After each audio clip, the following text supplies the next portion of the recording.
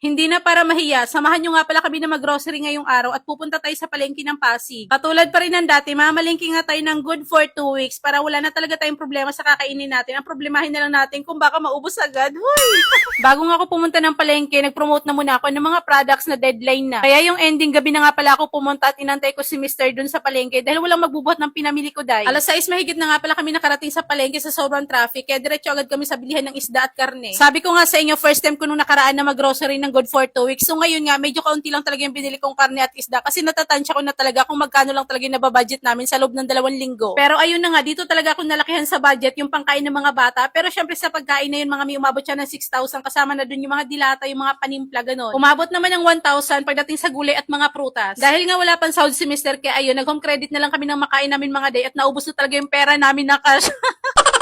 Dahil nga sa dami ng trabaho ko, hindi ko pa nasalansan yung mga pinag-grocery ko. 2 balot na ata na biskwit yung naubos nila dito, pati na rin yung mga nips at iba pang pagkain. Huy! Ayusin ko na nga lahat ng pinag-grocery ko bago pa nila tuluyang maubos lahat ng mga mi at wala na talaga ako may vlog pa. Katulad na lang nitong marshmallow na 5 packs. Mi, eto na lang talaga natira. Nag-iisang piraso na lang. Noong nakaraan yung mga biskwit, nilalagay ko talaga sa ref mi kasi nga ang sarap talaga ng mga palaman niya. Mas lalo siya nagiging crunchy, mas malasa kapag nasa ref mo nilagay. Pero ngayon nga mga mi, iba na siya. Dahil nga lahat ng mga pinag-grocery ko, dito ko na siya ilalagay sa aking mini cart na parang mini groceryhan talaga yung Otaki Day. Nakikita ko lang talaga to dati sa grocery. Sabi ko nga gusto ko talaga magkaroon nito sa bahay kasi nga hindi naman siya ganun katako sa space. Slim lang din naman kasi yung body niya. Pero 5 layer na siya. Marami ka na ding mailalagay.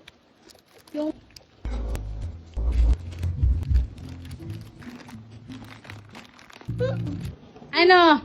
Hindi pa tayo tapos. Gusto mo na kainin lahat?